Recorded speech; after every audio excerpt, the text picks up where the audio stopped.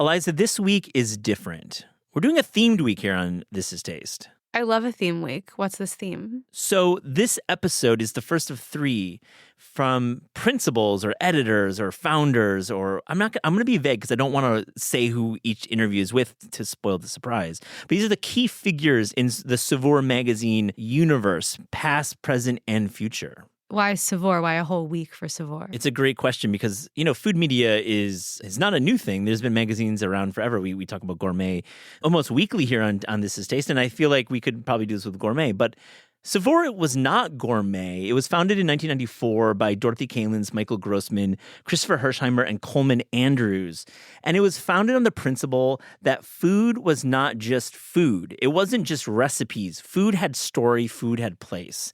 And this is a tenet that when I founded Taste with Anna Heasel back in 2017 and many others, and continue to this day with you, Eliza, this is at really the core of our beliefs of what we do here at Taste and what many do in food media. But before Saveur was launched in 94, it wasn't as clear. And so this week is a tribute in some ways, but it's also a looking forward in some ways in the universe of Saveur. So we're looking to the past, we're looking to the future, and it's all happening right now in the present. Yeah, and that's a good way to put it. I mean, I wanted to talk about why this magazine was so important to me personally. Because for me as an editor, I came into it with the James Oslin era, which started in the early 2000s roughly. Before that was Dorothy and Coleman were doing it, and James worked under Coleman later and would take over. But what Saveur did, and through James' book work earlier, was it said that there's a documentary approach to food writing, which is something that I hold really deeply and close to me, meaning that you don't have to have a photo studio to do food media. You don't have to have a professional test kitchen to do food media, though, of course, Saveur had one and has one. You only need a story at origin, and you need an inquisitive writer, editor, etc., to kind of tell that story. And James, what he would do with Saveur and what Dorothy and Coleman did before that, they would place origin at the center of their stories. So, for example, Oslin did a Mexico issue, a whole issue about Mexico. And when he did that, that wasn't a common thing. Maybe it was in travel magazines, but it was full of luxury hotels and stories about white people. But what James did with that issue and many other themed issues was go to the source, take the staff there. This was time he did it with the India issue, which is quite famous and infamous in some ways, because he ripped up the issue, I believe, and restarted halfway through. He would take a staff to the country and report on it. And this was at the heart of Saveur. And one real tentpole that I think many of our listeners will remember is the Saveur 100. Liza, are you familiar with that at all, the Saveur 100? No, tell me about it. The Saveur 100 was kind of the food internet before the food internet. And it started almost at the beginning of Saveur and would continue through the Prince run into the 2020s. And essentially, it was 100 things that the editors decided that they wanted to call out. And it was everything from locations like Richmond, Virginia was one I remember, to like ingredients, salsa matcha, hummus, tahini, etc. Like things that we take for granted today as being part of our lexicon. The Saveur 100 was calling these out in like a very complete issue. And also cooking techniques that perhaps weren't at the tip of our tongues back in the 90s and 2000s. And really the Saveur 100 was kind of a guide every year to all these refreshing ideas about food. Well, it sounds great. And I think as somebody that's very much caught up in the present day of food media, I'm excited to get to listen and revisit the past and also kind of think about that in regards to the future as well. I really hope you enjoy this week of Saveur episodes. And here is Dorothy Kalins.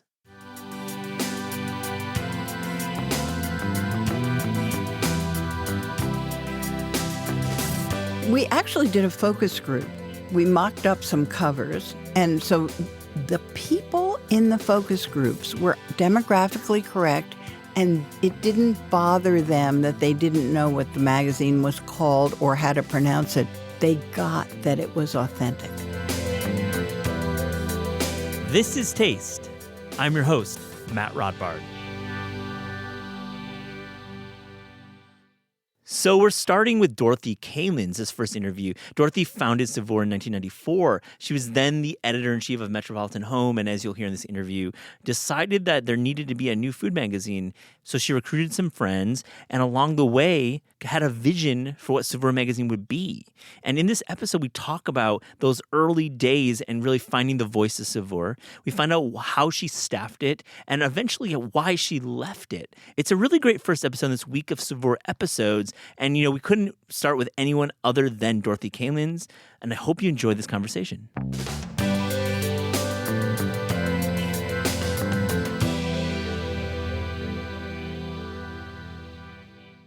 Dorothy Kalins, welcome to This Is Taste. Pleased to be here. Long time coming. I'm such a huge fan of your work. And we don't really know each other, but I want to know you. Well, this is a start. This is a start. And The Kitchen Whispers is your memoir that you released last year. And had the pleasure of reading through it. And we'll cover that in the second part of the interview. But really, I wanted to have you in. You're a co-founder of Saveur. Just from the jump, how did you intend for it to be pronounced? When you were writing that word in a notepad, what did you want people to pronounce it? That's a great question. So we were a tiny little publishing company. It was run by Chris Meir. It was Meir Communications. Chris had been the head of magazines at Time Inc. He was the publisher of Time.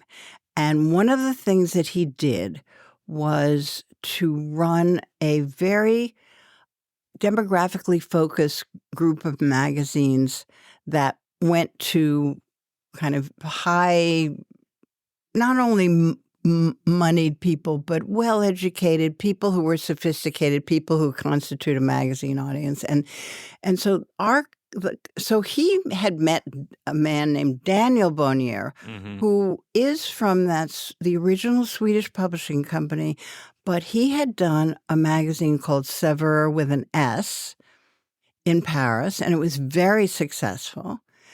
And they made a deal. And that was before I was hired as editor-in-chief of the company. Okay, and before you and Coleman Andrews iterated it and created it and mood boarded it and did all that, and we'll get into that. So it was a name you inherited, essentially. We didn't inherit. Chris said, do you think we could let's go back a couple of steps. At Metropolitan Home, which you founded as well. Which I founded. Coleman Andrews was one of my guys, was the food editor, primary food writer. We had worked together for maybe 10 or 15 years because actually he worked on Apartment Life, which was the antecedent of Met Home. And you and him came together and did a lot of food reporting for Metropolitan Home. And clearly you both loved it so much. And you were like sneaking food. You also would sneak food in Newsweek, where you were a top editor as well. And Christopher Hersheimer had moved from Galena, Illinois. She was married to an editor who I was very close to, Jim Hersheimer, and we had worked together in Apartment Life. I met Christopher. We became great friends. She had started a restaurant in Galena, Illinois, and then they moved to Bucks County. And Christopher became long story short, became the food editor of Met Home. So before I even left Meredith, there was the idea that Coleman and Christopher and I would sit in a room and say, if we could make any magazine we wanted to, what would we do? And it was a food magazine. There was no question about it. And it was a food magazine that we wanted to read. Yeah. You write in your memoir about how Saveur was being founded. You were going against the gushing or insipid nature of most food writing then. That's what you wrote in your memoir. What was wrong with food writing at that point? Well, it was commodity-based. In other words, advertising was driving food editorial. So if you wanted X mayonnaise or mustard or rum or whatever, you would pander to them, even to the extent of mentioning the brand in the recipe, which seems sacrilegious to me. I mean, why, that's just sick. What are we doing here if we're It's putting sick. like the brand of the mayonnaise as like the one? Yeah. What are we doing? Yeah. I mean, you're not a reader service. And we realized that, at Met Home, we had developed a very important food program. Coleman grew up with Alice and Jonathan and Larry Forgione. All those people were his buddies. Waters and Waxman. Yes, sorry. All good. Right. We can go first name with those guys. But they were they were West Coast, and they were, and actually the first time I ever met Coleman in the flesh, and then was in Michael's in Santa Monica. And Jonathan Waxman was a chef. Yeah. So that was apartment life days. So we've known each other, and we've kind of been on the same wavelength. And when Met Home became the kind of preeminent contemporary magazine for architecture and design, it also became a food magazine. Yeah, and because you saw right away that they went hand in hand, homes. But see, we need to back up and just like give our listeners context. This is like in the 1980s, which is food was not a hobby. It was very much a trade. It was very much an afterthought. But you saw the storytelling and you saw the editorial, and we saw the kitchens.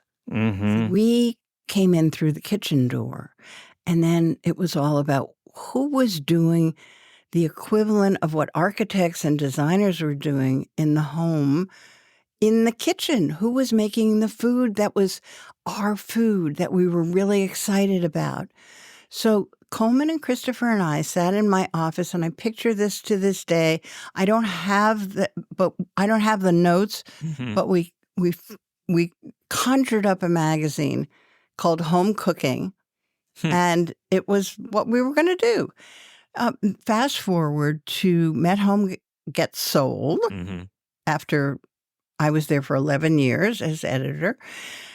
I decided not to go with it to Hachette, where it was this new home. And when we met Chris Meir, who was launching a publishing company that was demographically geared to the same readers that we were serving at Met Home. And he said, "Do you think you can do a food magazine?" We said, "We really want to do a food magazine. We have the notes. We've been talking about it. We have been, so that's real. Oh, so you asked about Saveur with an S. Yeah. So he had met this Daniel Bonnier, who was, as I say, a spur of the family of the Bonnier Publishing Company in Sweden.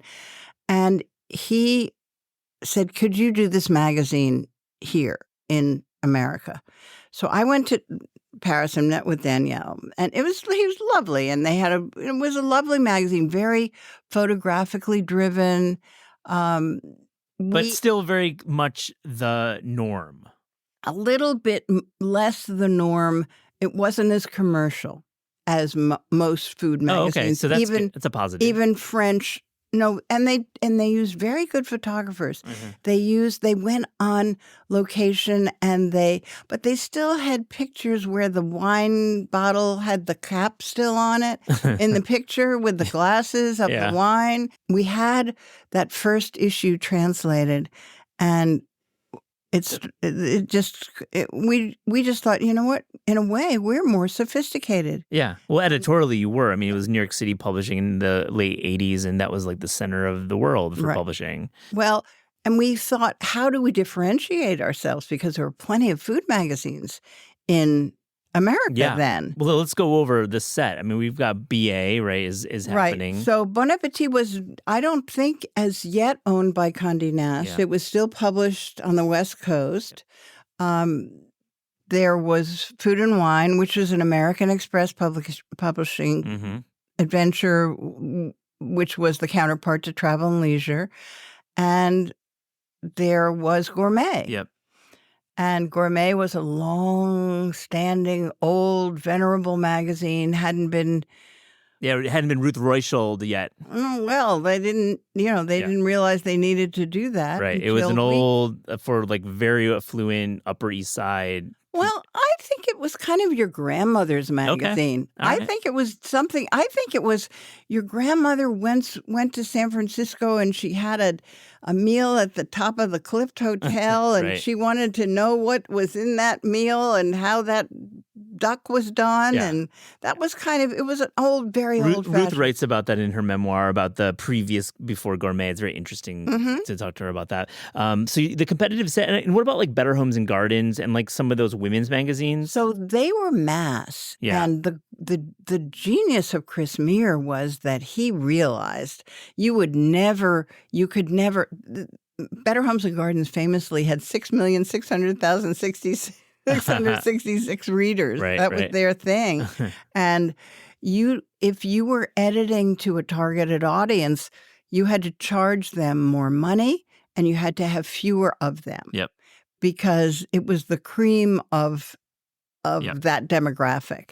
And he was smart enough to know that's how you had to market to them. Okay, so your task is to translate this French publication that wasn't really written that well and had some decent editorial, and And it had Saveur with an S. Saveur with an S, And which is like a big point because with an S, it's like, what does that mean? So in Danielle English? and I remember it was snowing in Paris that night, and we sat in a little restaurant and we looked at each other. There's no way, nobody's going to know what Saveur means to begin with an S. So happily, the word in French works with an S or without. Right, happily. Flavor or flavors, Right. basically, Yeah. is the same Right. same translation. So, okay, so we had an agreement. We had the first issue translated, and it was so bad. I Yeah, mean, the writing was not- was just not there. Yeah, the writing And- wasn't good. And so our ambition had to be, this was a magazine. It started really with the marketing. If you were going to get an affluent, well-educated audience that would attract the advertisers that you needed to make this product happen, you needed to charge enough money. Yep. In order to charge enough money for that, you had to have beautiful paper, you had to have incredible printing, and you needed to be about things that were not 7 ways to do So pork chops. Dorothy, let's dive into that because that's the important distinction. When you launched in 1993, 4. but you started That putting it started- yeah, together right, in 93. right. But your first issue came out in 1994. You're thinking that this can't be about 5 ways to do this or that. You needed to enter through the kitchen door that you're speaking about, but you needed to take your camera crew with you, and you needed to start taking reportage photography, which to me is the greatest legacy of your publication, Saveur. It is what has changed food media, changed me personally, influenced me a great deal, tremendously for the way I think about taste in all of my cookbooks. But I want to know, how did you make that happen from issue 1? Well, remember, Met Home had a really very well-developed food program. Yep. So we had gone on location, and we knew we just disdained the prop, the thing, the fake thing. Yes. The world had done that and seen that, and that wasn't going to be credible. And the magazine had credibility in its core. Yeah. So you had to not mess around. You had to not fake it. Which is such a key point because even today, to this day, a lot of food publications and cookbooks are shot in the studio. And there's whoopsies, which means like that thing of spilled whatever that randomly appears on a cloth napkin, which doesn't have any place in that setting. And that piece, that utensil has no place, that fork has no place there. And so you're like, I want to reject that. So how do you make this magazine, first part? And second part is, what's issue 1's story lineup? Take us back to that. Okay, so basically we had decided it was going to be called Saveur without an S. Our first story was taking Zarela Martinez to Oaxaca. Wow. So we pulled, it was like a hat trick because there was a magazine whose title you couldn't pronounce, the food of Oaxaca you couldn't pronounce, and on the cover, instead of a chef or a chicken, a turkey or whatever, there was a young cook from Oaxaca. A portrait. Yeah, a Like, portrait of a real person who was in that restaurant that day. And that reportage was very, very important to us. Our compact with our reader was, we'll deliver the honest, the real good. We'll do the research. We'll go to the place where the food is born, and we'll bring you back those stories. And that was our holy grail. Yeah, your North Star. And then Christopher became a photographer. She was not a photographer when we started the magazine. She was a food editor. She was a wonderful cook, but she was not a photographer. And she just taught herself how to do it. And this is like pre-digital, or it's like, I mean, are you pasting up at this Film. point?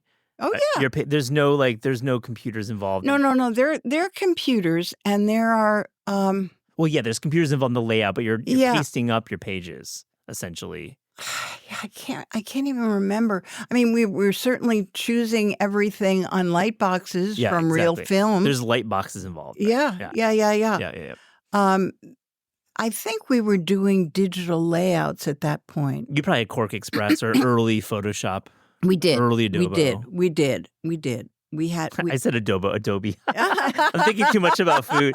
Food here. Pour that sauce all over. Oh, your computer would be great. Early Adobe. But like, let's talk about when you launch with this Oaxacan young chef with a word that no one really knows. And as an aside, Oaxaca still is undercovered in this day. Like it's a tourist destination, but we still don't get it right in food media. The fact that you're covering in 1994 is amazing.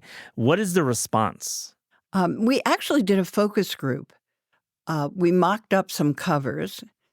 The grandmother, how your grandmother makes crepes or something like. And so the people in the focus groups were demographically correct, and it didn't bother them that they didn't know what the magazine was called or how to pronounce it. They got that it was authentic. Yeah. And they really coveted that, because we're talking about a demographic of, these are folks who are high earning and understand aesthetics, and I would imagine are likely pretty coastal, I would think, this first Saveur audience. What's interesting is that we had so many food professionals. Yeah. I never thought we would. I thought, oh, well, they know all this. They don't know all this. That's very interesting. We put saffron on the cover, and I heard from so many chefs, they didn't quite know where it came from. They didn't understand the stamens of the crocuses that were pulled out by hand. It's such a great point you bring up, because, the Saveur 100 was coveted by food professionals in my life. I know plenty of chefs in their 40s and 50s who have every issue of Saveur 100. Mm-hmm. It was great. Well, but that was a magazine that we dreamt up one day, because it was, what are you going to do in January? And how about that? And then everybody, also, I knew a lot of stuff by then. I mean, you always learn and you're always getting smarter. But I knew that it wasn't about fancy offices, and I knew that it wasn't about hierarchies of editorial people. Our meetings were always everybody, every assistant, every art director, every photo editor, everybody, every kitchen person. They were all in on the editorial meetings, and you could tell whether an idea was interesting enough by the way their eyes would light up or not. Yeah. And you had to argue, and I don't mean in a bad way. And there was never. It was always just us, because it was such a small company, and we were making the ethos. We were creating it, and we just wanted to be inclusive, and we were. And I think that helped, so that, for example, with the Saveur 100, everybody brought in things and had to kind of talk about it and sell it to the rest of the group. And that was an amazing dynamic. And we got that on the page. The person who brought in the idea would write the thing, would research and write it. Yeah. And it's pre-internet, and you're thinking, this is all obvious now. You could, search for many different things. But back then, editorial was so important for spreading access to all sorts of food and all sorts of cultures, and being extremely inclusive. And Saveur 100, unlike other publications which are doing it mostly from a white point of view, this certainly was the opposite. If you read the Saveur 100s in the 90s, there's food from all over the world, and representation is at the highest level. Exactly. And that's the intention. And that was what we promised to our readers. We're going to give you something you're not going to find other places. You talk about having a small staff, and I'm sure you had a test kitchen and you had overheads. Back early, like 94, 95, what are the financials looking like? I mean, historically, this is a time when magazines were thriving. You look at Condé Nast, they were thriving. Editors were making millions of dollars, literally, which is crazy to think as an editor that people actually made that much money. How are you fitting into this ecosystem? Okay, so we are not we are not having the town cars come and pick us up. We are not. We did have a test kitchen, which I went to IKEA with our design editor from Garden Design, because we were publishing Garden Design at the same time. And we picked out the kitchen, and I think Christopher, all of us designed it. We thought, okay, we need a center this, we need these cabinets, we need whatever. It was an IKEA kitchen. It was great. And it was right next to the conference room where we all had our offices. And it was called the Green Room. It had been an ad agency. And so it was the open place, and we just left it open. We called it the Green Room. This is not the 32nd Street location that you of Saveur eventually moved to. Where was this location? This was on 6th Avenue. Yeah. In Soho. 100th Avenue of the Americas. Wow. At Spring Street, yeah. Yeah, Soho in the 90s doing editorial Super great. There. Oh, wow. Super great. I said, heaven forbid you had to go buy something like stockings. You could go buy important sculpture at lunch. Yeah. And you had Dean and DeLuca right there. Exactly. The original location, RIP. Exactly. That's a sad story, the fall of the mighty do fall. But back to the original question, financially, was it working? Was the magazine working? It was working. Perhaps there was a little over-promising to investors over what happened after 6 years. Chris Meir and his then partner, Doug Peabody, wound up selling the company to a company called World Publications that did things like surfing magazines and whatever, but they were niche magazines. And so ultimately they didn't have what it took to sustain it. So that's the tough moment. So 6 years, that 6 year period. It was actually, 7. I left after 7. And then Coleman Andrews took the magazine on for another 5 years or so. Yeah. So you left in 2001. And so he would eventually, he was also the editor-in-chief and ran it until Osland arrived, right? James Osland. Yeah. Now, when it was sold, did it lose some spirit? I'm just reading your face a little bit. Oh, yeah. It was the next generation, the next iteration of the thing. And Christopher left at the same time I did. She went and started, and then she became a photographer and photographed books for everybody. Yeah. What do you take away? What should we take away from the 7 years that you ran Saveur in the early days? What were a couple of the articles, the pieces, the packages that you really feel are the legacy of that first iteration? And probably there's been 5 generations of Saveur. I think I could probably iterate. But what do you give us? I think since this had never really been done before, food in the place where it was born, we got to go to places and bring back the stories. We were like food archaeologists, but we also had to be very clear-eyed about what people would make. So if you were doing something with yak milk in a yurt, we're not too interested in that because I don't want to do that at home in my kitchen. And that had to be the deciding point. It wasn't just the farthest away, the weirdest, the oddest. It wasn't anthropology. It was cooking. Not. Yeah. Exactly. You said it right. It was not anthropology, it was cooking. And you had to want to make the thing that you were learning about. You had to want to learn about it. There's a wonderful photo, I think it's in the 25th anniversary package, of you in the kitchen of Marcella Hazan, and you are in the corner with a notebook, and Coleman's there as well, and she's cooking. And in your book, The Kitchen Whispers, you write so beautifully. The Marcella Hazan chapter is probably my favorite. I've read half of it so far. And I just want to get a sense of Marcella. Was she as difficult as we put her out to be in the ether? She was great difficult. She Right. was spectacular and difficult. Difficult meaning that she was not a people pleaser. She was a person who had 2 graduate degrees, one of the smartest people you'd ever meet. If she liked you, she really liked you. And if she didn't like you, she didn't want to mess around with you. And so we got to go to Venice when she was still living there, and we walked over the bridges to the markets, and she would love the Castelfranco lettuce. Mhm. I'll never forget her holding that up. And she would love every creature that was swimming in that lagoon, and she would talk about those things.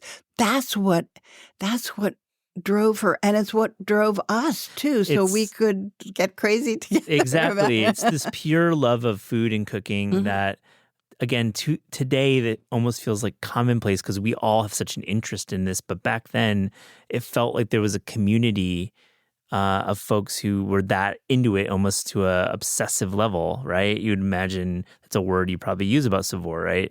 Obsession. Well, I think a lot of people cooked in their beds. I think they took up the magazine up into bed with them, and they read about the thing, and they said, "Oh, one day I'll do this, Yeah. or one day I'll do that." And I don't know that they're, that everybody was racing home from their offices and making couscous. I just don't think that necessarily happened. But I think you were satisfied that you weren't being talked down to, you weren't being marketed, you weren't being, you were being treated as your friend, who you wanted. Yeah. The reader was our friend. Yep. And we want you got to know about Come on, this. come join the Yeah, party. I exactly. think that's the special sauce for a lot of the cookbooks we publish here at Crown. I think that with 10 Speed Press and Potter at the center, it's really that inclusivity and let's join the party up in your bed, Right. reading about these cuisines. I think Right. that's really is, you've said it so well. It's like what food media is at its best. Yeah. Let me ask you, you read at the end of the Marcella Hazan chapter about it's her last days in Longboat Key, and you write about her grocery shopping in these American grocery stores. It's sad, I guess, at the superficial level, because you're like this, incredible, this giant in food and Italian cooking. Is her last days are buying supermarket lettuce. But I think there was a bit of closure in that chapter. I'd like to get your sense of that last scene. I think, look, it's very sad to see someone you love get older and not do well, and so it's hard to do that, whether it's your mother or your father or your sister or whoever it is. And that's part of life. And Marcella and Victor moved to Longboat Key because their son Giuliano lived nearby with his family, and it was much easier for them to live there. The elevators and the cars, and it was easier for them to live there. So she made friends with everybody, and she did fine. She did fine. It was not the way you want to think about her. I want to think about her in her beautiful kitchen, and kitchen that Victor designed every single part of for her. Yeah. Do you still talk to Victor? I've had a correspondence with him. Yeah, because he just put out the book. He's 94. He's 94 and still doing it. I'd like to meet him one day. I'd like to talk to him. A lot of questions. Seems like quite the character. Absolutely. Let's talk about Milton Glaser. Lunch with Milton Glaser. This is a gentleman who invented New York Magazine, invented Underground Gourmet. He was the Underground Gourmet. He was the Underground Gourmet. was. And it's an interesting person in food media, because New York Mag to this day is a real they shine a light on all food. And I feel back then that when they founded New York Magazine. It was part of it. It was thought of. It was part of it. That's interesting that you make that connection. Yes. Mm-hmm. What was that like? What was lunch like with him? I mean, it sounds like he was he was the original Underground Gourmet. Yes. But of course, his career, I mean, you can Wikipedia Milton Glaser. He's a titan in design and editorial and a visionary. One of the finest human beings you'd ever be lucky enough to meet. And he would be excited about it. He was be excited about a pastrami sandwich. I mean, that was it was high-low. He could do, actually, he was not interested in high. He never wanted to go to parties or things like that. He wanted to find the little Czechoslovakian place on the Lower East Side. Wow. I mean, do you have any memory of a meal that you shared that you felt like you were uncovering something, like really doing the Underground Gourmet work? Well, I think with Milton, no. But I think that that was the driving force. So we were always thinking that we would discover the next thing, or that's when you're stimulated and excited about what you do. You just keep finding examples everywhere. So true. And you're always thinking of it as an editor, as a writer, and you're writing little notes to yourself. And I want to ask you about Newsweek. You went on to have a top position at Newsweek, a news weekly, which is like such an intense job. And you certainly aren't in the kitchen with Marcella Hazan there. You're dealing with presidential debates. And what sent you down that path? And really, so when Mir sold the Saveur and Garden Design to this company that was based in Florida, I said, okay, I'll stay here for a year if you fund the empty positions. And they did. And after a year, it was very clear to me that that this was not going to happen. And I had a wonderful offer to go to Newsweek and I thought, you are out of your mind, because I was an editor of design, of architecture, of food, of gardens, and this was Newsweek, and it really was a different world. And what happened was 9/11. Yeah. And 2 wars. Yeah. So in case you weren't quite sure that you weren't at home anymore, Dorothy, in Kansas. I mean, it must have been an exciting challenge, but when the stress really hits and you think you could be writing about bouillabaisse and in the south of France, but did you ever, you joke that you almost got Castellet on the cover of Newsweek, but let me ask you, did you get food into the pages of Newsweek in a cool way? I did. But only now and then. I would review cookbooks every year. And I do my 10 favorite books. I do. I did a story on mail order food and things that you could. Yeah. And so I went to all these shows and found the people that I thought were good, and I from time to time, and I would write pieces. I did cover Marcella's 80th birthday. I love that section in the book, in your memoir. And that was pretty, and I actually, because Victor asked me a question about it quite recently, about a quote I had used in that piece, and I did get to go. I paid for it, but I did get to go and made that about, she had a book coming out. She was 80. Yeah, you took her on the train ride. Yeah. She starts crying on the train, and you write about this scene. Right. And she's basically leaving this part of Italy, and you're heading up to Venice. Is that near where you were? Well, we were in Venice, and we were going to Verona, where her son had taken over an old house and made this beautiful dinner for her. So, and you know every single moment of that time that this is something so special, and you will never see that again. Yeah. And it was. You're such a fine writer and journalist. It's just obvious talking to you for a few minutes that you really think things through and have a real editorial point of view. And I want to ask you about Kitchen Whisperers, about the structure of this memoir, because it is unique. When you're writing this book, what are you trying to say about these figures that you're profiling in each of the Well, chapters? the reason I did that book was to make that experience available to other people, to make them realize that's where they learn the things they learn. And when I realized that I do so many things in my kitchen that came from other people, then I thought, well, I can't be the only person who has these experiences. Other people must have them as well. And so I wanted to share those and then to have people say, oh, yeah, I do that because my mother did that, or I did that because I didn't like my husband's way of doing it, Yeah. or I did it because whatever. Because I wanted to kind of open the door to the other people who were in there with me. Yeah. Yeah, it's beautiful, and really you catch up with your former mother-in-law, which is a beautiful early chapter, and you talk In about Mississippi. Mississippi. Yeah, beautiful chapter.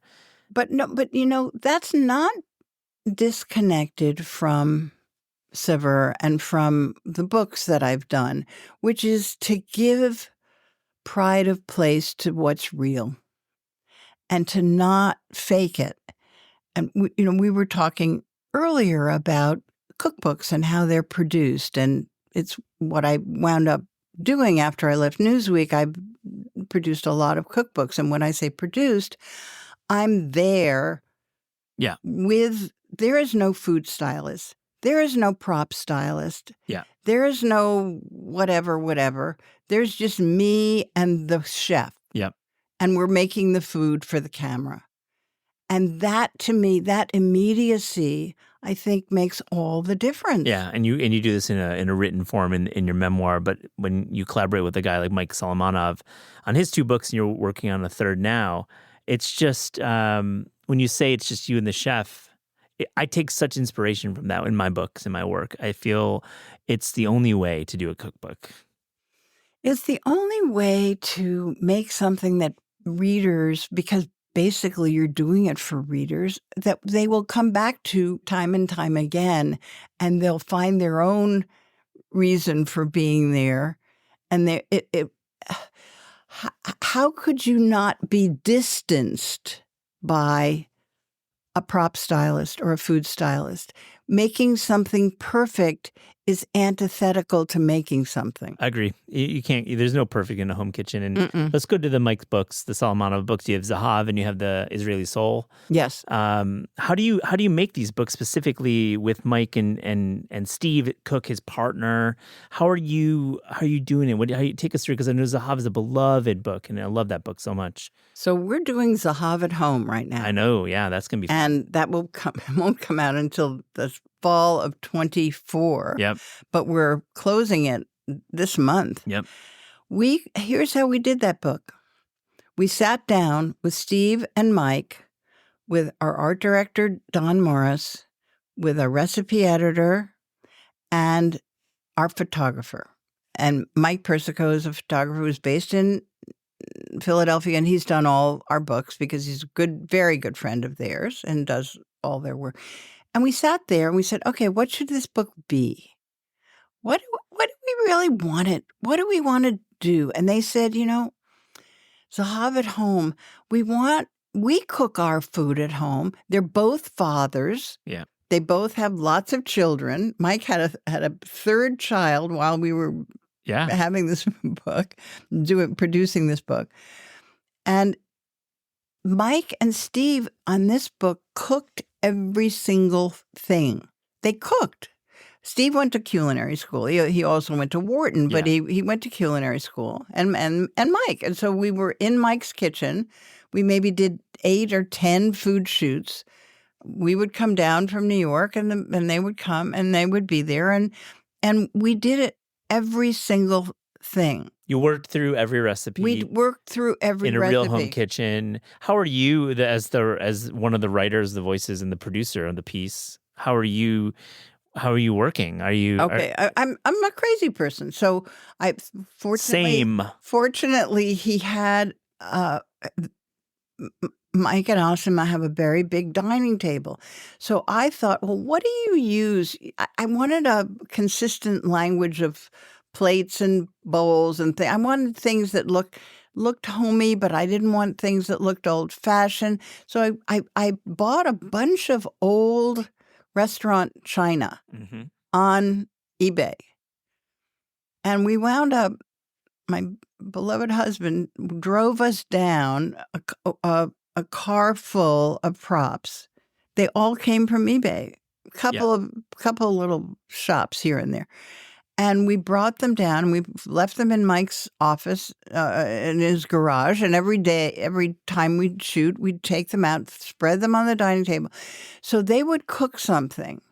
And we used all their pots. Yeah, that's the only way. Yeah. And because they're comfortable with it. Somehow it looks right.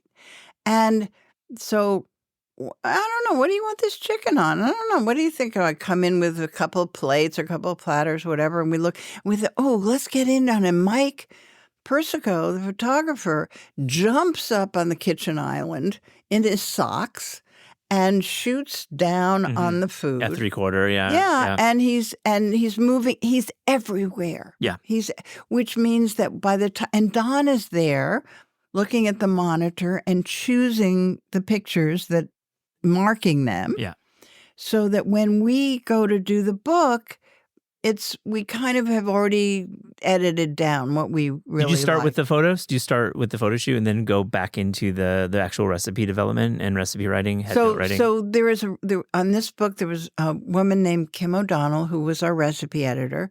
She was with them, and they were making it up as they went along. Yeah. Believe me, they were making it up. And then she would write the recipes and take them home to Lancaster where she lived and test every recipe and write the recipe. And we tested a bunch of them and wrote them too. Yeah. It's a but collaboration. that's how we did it. That's how we did it. Super. I mean, I think it feels right because it's familiar. I mean, that's the thing. I think you're like asking is this right? But I mean, yes, because I think the reader understands that this is real objects versus done in a studio. You don't want there to be a distance. I agree. We share that. We share Yeah. it. We absolutely share it. One more book I want to talk about. You'll come back, right? We'll talk about more of your, because you have a bunch of books you've worked on, but I do want to talk about the Gramercy Tavern cookbook you wrote with Mike Anthony. I'd like to we published that at Clarkson Potter. I'd like to get a sense of how that book was made. Oh, well, that he's an amazing person. And we did it at Gramercy, and he was cooking the food, and he was in there, and it, unlike at Mike's house. Now, we did another book with Mike Anthony called Vias for Vegetables, and he did that in my kitchen. We happened to live in Life is Strange in the same building. Yeah. He's 2 floors above me. There you go. So he Short commute to work. So he came down, and we shot every single thing right there. And the same thing, all the dishes and plates and everything were pulled from all our stuff. And he cooked the food, we shot it. He cooked the ingredients, we shot it. Same thing. The Gramercy book, I worked with a woman, Maura McAvoy, a photographer who had been a design editor at Met Home, and she became a photographer. And so she has great eyes. She knew what she was looking at. She was everywhere. Yeah. And we shot a lot of film. We were lucky enough to have wonderful designers and editors here at Clarkson Potter, and we made Mary Sarah Quinn did that book. Yeah. She did so good, absolute so legend great in the game. She designed it, and it was wonderful to work with her. Yeah, beautiful book, and really we need to talk about a restaurant book, especially of that era. I mean, when was this published? 20 or 15 years ago, maybe. Restaurant books then, they really needed to capture the spirit of the restaurant during service. And that was one of the better books in that whole genre that was so popular then. A few more questions. Dorothy, what is the ultimate power of the cookbook? See, I believe that a cookbook you have to get up in bed with. I believe a cookbook has to be something that you love, that you feel a real connection with. And that's why I don't believe in stylists and over lighting and over propping, and because I think it distances the reader. And I've always believed that when we did Met Home, we wanted to use available light. And not overlight something, because the minute something's overlit, it becomes unreal, and you don't connect with it. And I think that's a cookbook needs to be something that you trust like a friend, that doesn't mean you know everything. It doesn't mean it's always familiar, but you want to learn because you trust the intelligence and the sensibility of the person. Yeah. Can't say much more than that. I fully agree with everything you said there about books, and I'm such a bibliophile myself, and I totally love what you just said. What's next for you in terms of, I know you said you're wrapping Zahav at home, but do you have some other, I feel like you're endlessly curious and you probably want to work on 50 books. Well, I'm not sure. I have another project with Mike and Steve, and I do think this book is Zahav at Home is important because you can't get into the restaurant. I mean, I've been to the restaurant once in the last 3 years. Yeah. I mean, it's just limited, and it's so popular. Even with the bat phone, it's tough to book there. Yeah. And so I think this is a way of sharing those ingredients. And I'm writing. You want to know how you do this? You write this stuff. Now, Stephen Cook, who can cook, who has an MBA from Wharton, and who launches restaurants with Mike, also writes the part of the cookbook, not the recipes, but the head notes. Yeah. And Steve writes the head notes. He writes. All right. He's a wonderful writer. And I do say that in The Kitchen Whisperers. And when Mike said to me, my business partner is a great writer. And I said, Mike, nobody's business partner is a great writer. And it turned out Steve is very funny, he's very witty, and he's very intelligent. Yeah. And he manages to bring that to the books. Yeah. It's really, Steve's a fun hang. I've had some great conversations. Oh, good. With Steve. Should be haven't had him on the show. I should get him on here. I'm going to close by asking this question. You're an obvious tastemaker, obvious, and I think you can own that, not just with home design and with food, but with editorial. Let me ask you, is there something that we don't know that you have a really strong point of view, that you consider yourself a tastemaker in, with all the heart and really not in an egocentric way, but just in a natural way? I think I've been so lucky that I've gotten to do books about design and architecture. We did books at Met Home that I still love, and I look and see. One of our editors made a table out of a galvanized garbage can, made the base of that with a slab of glass over the top. I'm proud, I think, of enabling others to be able to do the crazy and wonderful things they come up with. And design is one of them. Food is another. Garden is another. Yeah. You're right about that. There's a great gardening chapter. Yeah. I miss having a garden. For the first time in many, many, many years, I've not had one. And I haven't had, when we had to sell our house. And that's something that fed me in a lot of ways. Yeah. Well, I mean, it's nice in the spring, but come like September with all those overgrown weeds can be a little challenging. Compost. Yeah, compost, exactly. Dorothy Kalins, thank you so much for joining. Thank you. Enjoyed being here.